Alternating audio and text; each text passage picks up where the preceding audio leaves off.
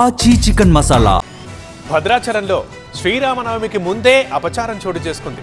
భక్తులు కానుకలుగా సమర్పిస్తున్న పట్టు వస్త్రాలు మాయమవడం ఆందోళన కలిగిస్తుంటే చక్కెర పొంగలి కౌంటర్లో కూడా భారీగా అవకతవకలు చోటు చేసుకోవడం భక్తుల మనోభావాన్ని దెబ్బతీస్తోంది. అసలు దక్షిణ అయోధ్యగా అని పిలుచుకునే పవిత్ర భద్రాద్రి సన్నిధిలో ఏం జరుగుతోంది?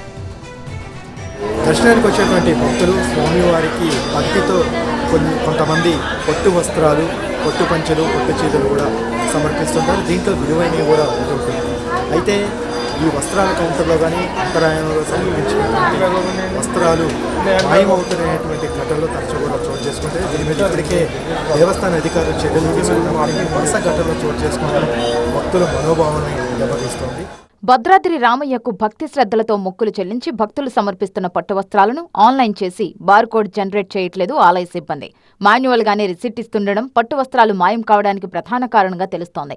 సిబ్బందిలోనే కొందరు మూడో కంటికి తెలియకుండా వస్త్రాలను మాయం చేసి సొమ్ము చేసుకుంటున్నారు.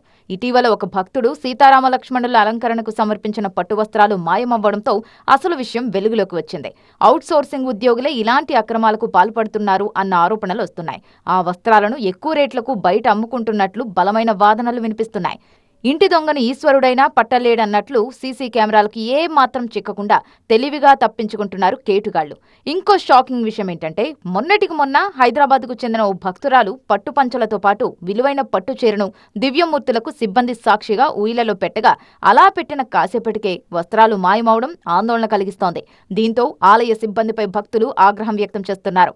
పుణ్యక్షేత్రంలో ఇలాంటి పనులు చేస్తున్న వాళ్లను వెంటనే గుర్తించాలని డిమాండ్ చేస్తున్నారు. కానీ ఇలా ప్రచారం కాకుండా, మీడియాకు దొరకకుండా, లేదా అక్కడ అధికారులకు దొరక్కోకుండా ఇలా ఎన్ని మాయమవుతున్నాయి అనేది అక్కడ పర్యవేక్షణ చేసే అధికారులు నిరంతరం పరిశీలించాల్సిన అవసరం ఉంది.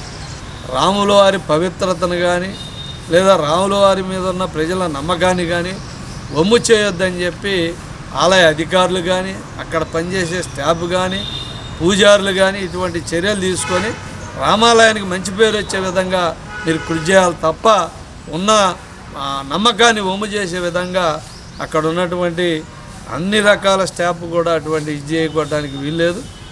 స్వామి ప్రసాదం చక్కెర పొంగలే విక్రయ కౌంటర్స్లోనూ అవకతవకలు చోటు చేసుకోవడం ఆందోళన కలిగిస్తోంది. భక్తులు మొక్కుగా స్వామివారికి సమర్పిస్తున్న చక్కెరను సైతం కేటుగాళ్లు వదలకుండా బయట అమ్ముకోవడంపై భక్తులు కన్నెర్ర చేస్తున్నారు.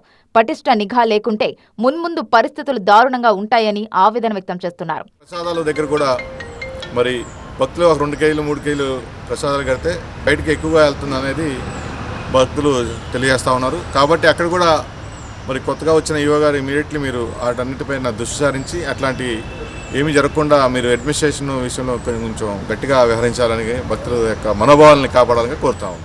మొత్తంగా ఇంటి దొంగలను కనిపెట్టి చర్యలు తీసుకోవడంతో పాటు ఇలాంటి ఘటనలు పునరావృతం కాకుండా చూసుకోవాలి అన్నది భక్తుల నుంచి బలంగా వినిపిస్తున్న మాట.